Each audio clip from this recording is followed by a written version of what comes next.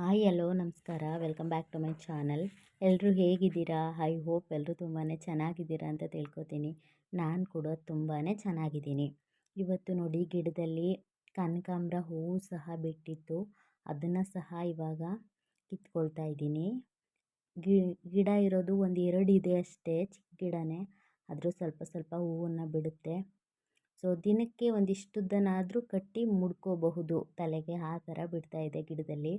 So ಇನ್ನೂ ಸ್ವಲ್ಪ ಜಾಸ್ತಿ ಹಾಕೋಣ ಅಂತಂದರೆ ಜಾಗ ಇಲ್ಲ ನಮ್ಮ ಮನೇಲಿ. ಸೊ ಅದರಿಂದ ಹಾಕಿಲ್ಲ. ಅಂದರೆ ಮೇಲೆ ಟೆರೆಸ್ ಮೇಲೆ ಹಾಕೋ ಪ್ಲ್ಯಾನ್ ಇದೆ. ಸೊ ನೋಡೋಣ ಮುಂದೆ ಪ್ಲ್ಯಾನಿಂಗ್ ಮಾಡ್ತೀನಿ ಗಿಡಗಳನ್ನ ನೆಡೋಕ್ಕೆ ಜಾಸ್ತಿ. ಸೊ ಇವಾಗ ಇರೋದು ಒಂದು ಎರಡು ಗಿಡ ಇದೆ ಅಷ್ಟೇ ನಮ್ಮ ಮನೇಲಿ, ಜಾಸ್ತಿ ಏನಿಲ್ಲ. ಸೊ ನೋಡಿ, ಅದು ಕೂಡ ಹೂವು ಬಿಟ್ಟಿದೆ. ಅದನ್ನು ಸಹ ಕಿತ್ಕೊಳ್ತಾ ಇದ್ದೀನಿ. ನನಗೆ ಈ ಥರ ಮನೆ ಸುತ್ತಮುತ್ತ ಗಿಡಗಳು ಹಸಿರಿನಿಂದ ಕೂಡಿರಬೇಕು. ಚಿಕ್ಕ ಪುಟ್ಟ ಸಣ್ಣ ಪುಟ್ಟ ಗಿಡ ಆದರೂ ಪರವಾಗಿಲ್ಲ, ಮನೆ ಸುತ್ತಮುತ್ತ ಇದ್ದರೆ ನನಗೇನೋ ಒಂಥರ ಖುಷಿ. ಸೊ ನೇಚರ್ ಅಂದರೆ ನನಗೆ ತುಂಬ ಇಷ್ಟ. ನಮ್ಮ ಸುತ್ತಮುತ್ತ ನೇಚರ್ ಇರಬೇಕು. ಸೊ ಹಾಗಾದರೆ ನಾವು ಒಂಥರ ಮೈಂಡು ಫ್ರೆಶ್ ಆಗಿರುತ್ತೆ. ಸೊ ಗಿಡಗಳನ್ನ ನೋಡಿದಾಗ ಏನೋ ಒಂಥರ ಖುಷಿ. ಅದು ಹೂ ಬಿಟ್ಟಿರುತ್ತಲ್ಲ ನೋಡಿ, ಆವಾಗ ಇನ್ನೊಂಥರ ಖುಷಿ. ಏನೋ ನೋಡೋಕ್ಕೆ ಒಂಥರ ಖುಷಿ ಆಗುತ್ತೆ ಮನಸ್ಸಿಗೆ. ಸೊ ಅದರಿಂದ ನನಗೆ ಗಿಡಗಳು, ಮರಗಳು, ಈ ಥರ ನೀರು ಹರಿಯೋದು, ಸೊ ಹಳ್ಳ ಕೊಳ ಅಂತ ಹೇಳ್ತಾರೆ ನೋಡಿ, ಆ ಥರ ನೇಚರ್ ಅಂದರೆ ನನಗೆ ತುಂಬ ಇಷ್ಟ. ಅದನ್ನು ತುಂಬಾ ಎಂಜಾಯ್ ಮಾಡ್ತೀನಿ. ಹಾಗೆಯೇ ಝರಿಗಳು, ವಾಟರ್ ಫಾಲ್ಸ್ಗಳಿರ್ತವೆ ನೋಡಿ ಅಲ್ಲಲ್ಲಿ, ಅದೆಲ್ಲ ಅಂದರೆ ತುಂಬ ಇಷ್ಟ. ನನಗೆ ಅಲ್ಲೆಲ್ಲ ಎಂಜಾಯ್ ಮಾಡೋದು ಅಂದರೆ ತುಂಬಾ ಇಷ್ಟ. ನಾನು ಹೋಗೋ ಜಾಗದಲ್ಲಿ ಆ ಥರ ಇರಬೇಕು ಅಂತ ನಾನು ಎಕ್ಸ್ಪೆಕ್ಟ್ ಮಾಡ್ತಾ ಇರ್ತೀನಿ ಯಾವಾಗಲೂ. ಅಂದರೆ ನೇಚರ್ ಅಂದರೆ ನನಗೇನೋ ಒಂಥರ ಖುಷಿ. ಸೊ ಅದನ್ನು ತುಂಬಾ ಎಂಜಾಯ್ ಮಾಡ್ತೀನಿ. ಸುತ್ತಮುತ್ತ ಅದೇ ಥರ ವಾತಾವರಣ ಇರಬೇಕು. ಗಿಡಗಳು, ಮರಗಳು, ಹಕ್ಕಿ ಪಕ್ಷಿಗಳೆಲ್ಲ ಇರಬೇಕು ಸುತ್ತಲೂ. ಅದರ ಧ್ವನಿ ಕೇಳೋಕ್ಕೆ ಏನೋ ಒಂಥರ ಖುಷಿ. ಹಕ್ಕಿಗಳ ಕಲರವ ಕೇಳಿರ್ಬೋದು ನೀವು ಬೆಳಗಿನ ಟೈಮಲ್ಲಿ, ಹಾಗೆ ಸಂಜೆ ಟೈಮಲ್ಲಿ. ಸೊ ಅದ್ರ ಕಲರವ ಕೇಳೋಕ್ಕೆ ಎಷ್ಟು ಇಂಪಾಗಿರುತ್ತೆ ಅಂದರೆ ಕಿವಿಗೆ ಅಷ್ಟೇ ಇಂಪಾಗಿರುತ್ತೆ. ಅದೆಲ್ಲ ಅಂದರೆ ನನಗೆ ತುಂಬ ಇಷ್ಟ. ಸೊ ಅದೇ ಥರ ನೋಡಿ, ಗಿಡದಲ್ಲಿ ಹೂವು ಸಹ ಇತ್ತು, ಅದನ್ನು ಸಹ ಬಿಡಿಸ್ಕೊಳ್ತಾ ಇದ್ದೀನಿ. ನಾವು ಎಲ್ಲಾದರೂ ಹೊರಗಡೆ ಹೋಗ್ತೀವಿ ಅಂತಂದರೆ ಒಂದಿನ ಮಟ್ಟಿಗೆ ಅಥವಾ 2 ದಿನದ ಮಟ್ಟಿಗೆ ಟ್ರಿಪ್ ಏನಾದ್ರು ಹೋಗ್ತಾ ಇದ್ದೀವಿ ಅಂದರೆ, ನಾನು ಫಸ್ಟ್ ಆಯ್ಕೆ ಮಾಡ್ಕೊಳ್ಳೋದು ಅಂದರೆ ಇದೇ ಪ್ಲೇಸ್ಗಳು. ದೇವಸ್ಥಾನಗಳು ಇರ್ತವೆ, ಅದು ಸೆಕೆಂಡರಿ. ಫಸ್ಟ್ ಪ್ರಿಫರೆನ್ಸ್ ಕೊಡೋದು ನಾನು ಅಂತಂದರೆ ಈ ಥರ ನೀರು, ಝರಿ, ಹಾಗೆಯೇ ಗಿಡಗಳು, ತೋಟ, ಈ ಥರ ಇರೋದಂದರೆ ನನಗೆ ತುಂಬ ಇಷ್ಟ. ವಾಟರ್ ಫಾಲ್ಸ್ಗಳು, ಸೊ ಅಲ್ಲಲ್ಲಿ ಗಿಡ ಮರಗಳು, ಸೊ ಆ ಥರ ಜಾಸ್ತಿ ಇರೋದನ್ನು ನಾನು ಜಾಸ್ತಿ ಇಷ್ಟಪಡ್ತೀನಿ. ಸೊ ನೀವು ಯಾವ ಥರ ಪ್ಲೇಸ್ಗಳನ್ನ ಇಷ್ಟಪಡ್ತೀರಾ ಅಂತ ಕೆಳಗಡೆ ಕಮೆಂಟ್ ಮಾಡಿ. ಹಾಗೆಯೇ ಪ್ರಕೃತಿ ಜೊತೆ ನಮ್ಮ ಜೊತೆ ಪ್ರಕೃತಿ ಎಷ್ಟು ಚೆಂದ ಅಲ್ವಾ. ಸೊ ಹಾಗೆಯೇ ಅದ್ರ ಜೊತೆ ಗಿಡ ಮರಗಳನ್ನ ಬೆಳೆಸೋಣ, ಅದನ್ನ ಉಳಿಸೋಣ. ಸೊ ಅದರಿಂದ ನಮಗೆ ತುಂಬಾ ಉಪಯೋಗ ಇದೆ. ಸೊ ಅದರಿಂದ ಆದಷ್ಟು ಗಿಡಗಳನ್ನ ನೆಡಬೇಕು. ಮನೆಯಲ್ಲಾದರೂ ಚಿಕ್ಕ ಚಿಕ್ಕ ಬುಟ್ಟಿಗಳಲ್ಲಿ ಮನೇಲಿ ಇಟ್ಕೊಂಡು ಆ ಥರ ಗಿಡನ ಸಾಕಬೇಕು ಅನ್ನೋ ಐಡಿಯಾ ಕೂಡ ಇದೆ. ಹಾಗೆಯೇ ಸಂಜೆ ಆಗಿತ್ತು ಅಷ್ಟರಲ್ಲಿ ವಡೆ ಹಿಟ್ಟನ್ನು ನೋಡಿ ರುಬ್ಬಿ ಇಟ್ಕೊಂಡಿದ್ದೆ ವಡೆ ಮಾಡೋದಕ್ಕೆ ಅಂತ ಟೀ ಟೈಮ್ಗೆ. ಸೊ ಸಂಜೆ ಸ್ನ್ಯಾಕ್ಸ್ ಏನೂ ಇರಲಿಲ್ಲ, ಅದಕ್ಕೋಸ್ಕರ ಇಲ್ಲಿ ವಡೆ ಮಾಡೋಣ ಅಂತ ಅಲಸಂದೆ ಬೇಳೆನ ರುಬ್ಬಿ ಇಟ್ಕೊಂಡಿದ್ದೀನಿ ಗ್ರೈಂಡರಲ್ಲಿ. ಅದಕ್ಕೆ ಈರುಳ್ಳಿ, ಹಸಿರುಮೆಣಸಿನ್ಕಾಯಿ, ಕರಿಬೇವು, ಕೊತ್ತಂಬರಿ ಸೊಪ್ಪು ಎಲ್ಲನೂ ಕಟ್ ಮಾಡಿ ಸೇರಿಸ್ಕೊಂಡು ಚೆನ್ನಾಗಿ ಇಲ್ಲಿ ಎಣ್ಣೆನ ಕಾಯೋಕ್ಕೆ ಇಟ್ಕೊಂಡಿದ್ದೆ ಮೊದಲು. ಸೊ ಎಣ್ಣೆ ಕಾದ ನಂತರ ಈ ಥರ ತಟ್ಟಿ ಎಣ್ಣೆಗೆ ವಡೆನ ಹಾಕ್ಕೊಳ್ತಾ ಇದ್ದೀನಿ. ನಮ್ಮ ಮನೇಲಿ ಹಾಗೇನೆ ಒಂದೊಂದು ಸಾರಿ ಟೀ ಟೈಮ್ಗೆ ಏನೂ ಇಲ್ಲ ಅಂತನ್ನೋ ಪಕ್ಷದಲ್ಲಿ ಏನು ಮಾಡ್ತೀವಿ ಅಂದರೆ ಈ ಥರ ವಡ ಅಥವಾ ಬೋಂಡ ಅಥವಾ ಏನಾದರೂ ಒಂದು ಸ್ನ್ಯಾಕ್ಸ್ ರೆಸಿಪಿ ಮಾಡಿರ್ತೀನಿ. ಬಜ್ಜಿ ಅಂತೆ, ಬೋಂಡ ಅಂತೆ, ಈ ಥರ ಎಲ್ಲ ಇರುತ್ತೆ. ಚಕ್ಲಿ, ನಿಪ್ಪಟ್ಟು ಎಲ್ಲ ಕೂಡ ಮಾಡ್ತಾ ಇರ್ತೀವಿ ಆವಾಗವಾಗ. ಸೊ ಎಣ್ಣೆ ಪದಾರ್ಥನ ಜಾಸ್ತಿ ತಿನ್ನಬಾರ್ದು ಅಂತ ಹೇಳ್ತಾರೆ. ಆದರೆ ಯಾವಾಗಾದರೂ ಈ ಥರ ಒಂದು ಸಾರಿ ಮಾಡೋದ್ರಿಂದ ಏನೂ ಆಗಲ್ಲ. ಸೊ ಅದರಿಂದ ನೋಡಿ ಇವಾಗ ವಡೆನ ಮಾಡ್ತಾಯಿದ್ದೀನಿ. ಸೊ ನಮ್ಮ ಮನೇಲಿ ಕಡಲೆಬೇಳೆ ವಡೆಗಿಂತ ಅಲಸಂದೆ ಕಾಳನ್ನು ಬೇಳೆ ಮಾಡಿ ಇಟ್ಕೊಂಡಿರ್ತೀವಿ. ಸೊ ಆ ಬೇಳೆಯಲ್ಲಿ ವಡೆ ಮಾಡಿದರೆ ಎಲ್ಲರೂ ಇಷ್ಟಪಟ್ಟು ತಿಂತಾರೆ. ಅದು ರುಚಿ ಕೂಡ ತುಂಬಾ ಚೆನ್ನಾಗಿರುತ್ತೆ. ಕಡಲೆಬೇಳೆಗಿಂತ ಅದು ತುಂಬಾ ರುಚಿ ಕೊಡುತ್ತೆ ಅಲಸಂದೆ ಬೇಳೆ ವಡೆ. ಸೊ ಅದರಿಂದ ಅದನ್ನೇ ಜಾಸ್ತಿ ಮಾಡ್ತಾಯಿರ್ತೀವಿ ಆವಾಗವಾಗ. ನಮ್ಮ ಅತ್ತೆ ಮಾವಂಗೆಲ್ಲ ಅದೇ ಇಷ್ಟ. ಸೊ ನೋಡಿ ಇವಾಗ ಎಣ್ಣೆಗೆ ನಾನು ವಡೆನ ಬಿಟ್ಕೊಂಡಿದ್ದೆ ಅಲ್ವಾ, ಇವಾಗ ಅದನ್ನು ತಿರುಗಿಕೊಳ್ತಾ ಇದ್ದೀನಿ. ಮಳೆಗಾಲದಲ್ಲಿ ಏನಾದರೂ ನೀವು ಮಳೆ ಬರ್ತಿದೆ ಅಂದಾಗ ಈ ಥರ ವಡೆ ಬೋಂಡಗಳನ್ನ ಮಾಡಿಕೊಂಡ್ರೆ ತುಂಬಾ ಚೆನ್ನಾಗಿರುತ್ತೆ. ಮಳೆಗೂ ಹಾಗೆಯೇ ಬಿಸಿ ಬಿಸಿ ವಡೆ ಹಾಗೆಯೇ ಬಿಸಿ ಬಿಸಿ ಕಾಫಿ ಟೀ ಜೊತೆ ಇದನ್ನು ಎಂಜಾಯ್ ಮಾಡ್ಬೋದು. ಇವಾಗ ಸ್ವಲ್ಪ ಸಮ್ಮರು ಅಂದರೆ ಬೇಸಿಗೆಗಾಲ, ತುಂಬಾ ಬಿಸಿಲಿದೆ. ಸೊ ಈ ಟೈಮಲ್ಲಿ ನನಗೆ ಎಣ್ಣೆ ಪದಾರ್ಥಗಳೇನು ಅಷ್ಟೊಂದು ಇಷ್ಟ ಆಗಲ್ಲ. ಸೊ ಅತ್ತೆ ಮಾವನಿಗೋಸ್ಕರ ಮಾಡಲೇಬೇಕಲ್ವ, ಮಾಡ್ತಾಯಿದ್ದೀನಿ ಅಷ್ಟೇ. ಸೊ ಸಮ್ಮರಲ್ಲಿ ನನಗೇನಿದ್ರು ಲಿಕ್ವಿಡ್ ಐಟಮ್ಸು ಹಾಗೆಯೇ ಜ್ಯೂಸ್ಗಳಂತೆ ಮನೆಯಲ್ಲೇ ಮಾಡಿದಂಥ ಜ್ಯೂಸ್ಗಳು ಹಾಗೆಯೇ ಮೊಸರು ಅನ್ನ ಆ ಥರ ಐಟಮ್ಗಳನ್ನ ನಾನು ಜಾಸ್ತಿ ಇಷ್ಟಪಡ್ತೀನಿ ಈ ಬೇಸಿಗೆಗಾಲದಲ್ಲಿ. ಸೊ ನೋಡಿ ಹಾಗೆಯೇ ಟೀ ಕೂಡ ರೆಡಿ ಆಯಿತು.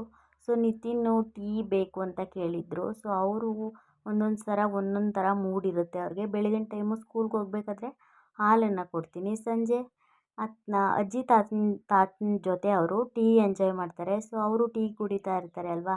ಸೊ ನನಗೂ ಟೀ ಬೇಕು ಅಂತ ಕೇಳ್ತಿರ್ತಾರೆ.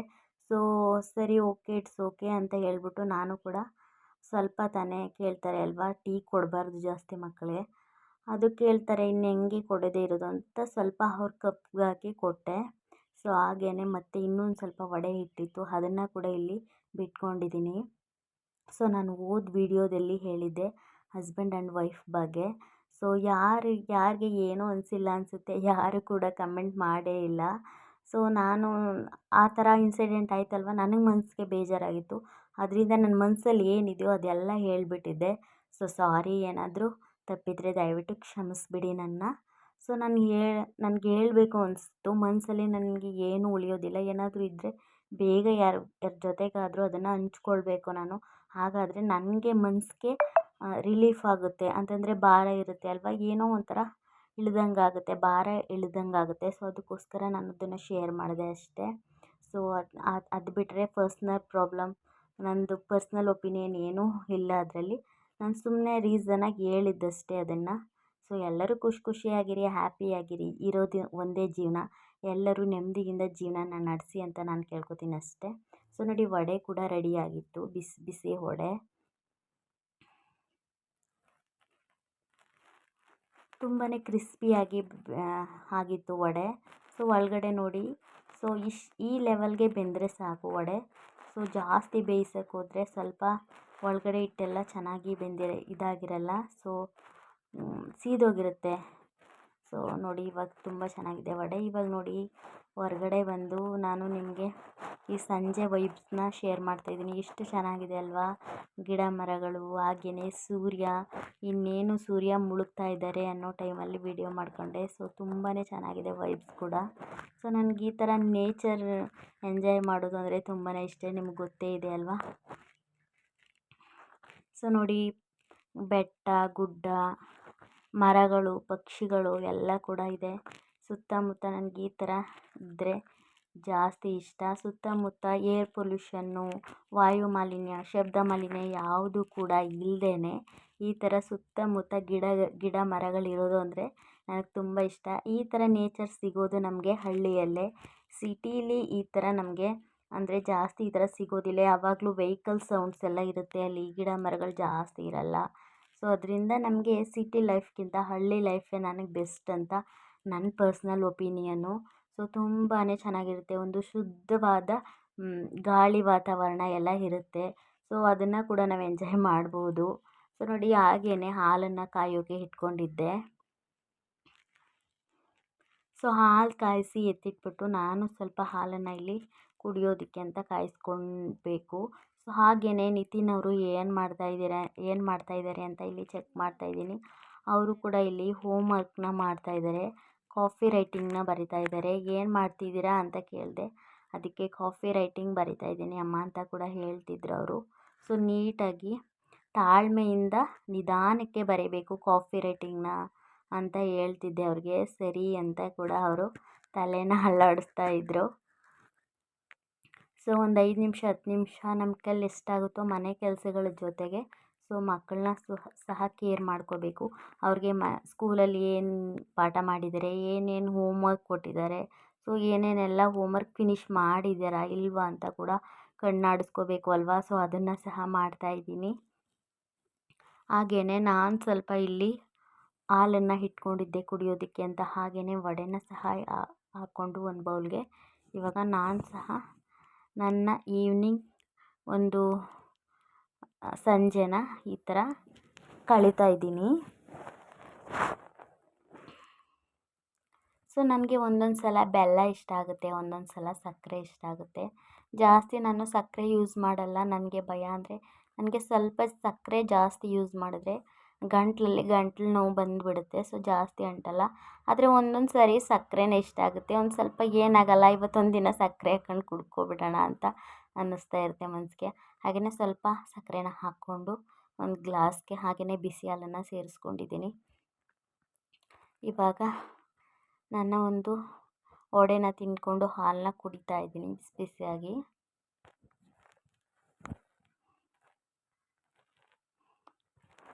ಈ ಥರ ಸಂಜೆ ಟೈಮಲ್ಲಿ ನಾವು ವಡೆ, ಬೋಂಡ, ಬಜ್ಜಿ ಏನಾದರೂ ಮಾಡಿಕೊಂಡ್ರೆ ರಾತ್ರಿ ಊಟಕ್ಕೆ ಜಾಸ್ತಿ ಏನು ಬೇಕು ಅಂತ ಅನಿಸಲ್ಲ. ಅಂದರೆ ಇದೆಲ್ಲ ತಿಂದಿರ್ತೀವಿ ಅಲ್ವಾ. ಸೊ ಲೈಟಾಗಿದ್ದರೆ ಸಾಕು ಊಟ ಅನ್ನೋ ಥರ ಇರುತ್ತೆ.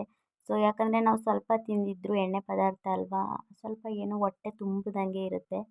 ಸೊ ಹಾಗೆಯೇ ನಮ್ಮ ಒಂದು ಪುಟ್ಟ ಕರು ಕೂಡ ಮನೆ ಒಳಗಡೆ ಬಂದಿತ್ತು. ಅದನ್ನು ಸಹ ಎಂಜಾಯ್ ಮಾಡ್ತಾ ಇದ್ವಿ.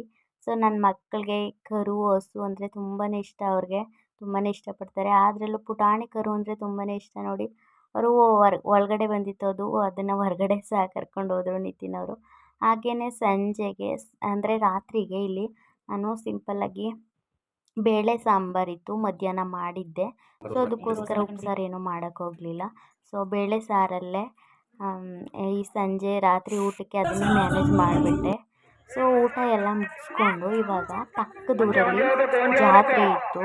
ಸೊ ಅಲ್ಲಿಗೆ ಹೋಗೋಣ ಅಂತ ಇವರು ಹೇಳಿದರು. ಊಟ ಎಲ್ಲ ಮುಗಿಸ್ಕೊಂಡು ಸಿಂಪಲ್ಲಾಗಿ ರೆಡಿಯಾಗಿ ಒಂದು ಡ್ರೆಸ್ ಎಲ್ಲ ಸಿಂಪಲ್ಲಾಗಿ ಗಡಿಬಿಡಿಯಲ್ಲೇ ಹೊರಟ್ವಿ ಬೇಗ. ಅಲ್ಲಿ ಜಾತ್ರೆ ಇತ್ತು. ಹಾಗೆಯೇ ಆರ್ಕೆಸ್ಟ್ರಾ ನಮ್ಮ ಮನೆಯವರು ನಾನು ಲೈಟಿಂಗ್ಸ್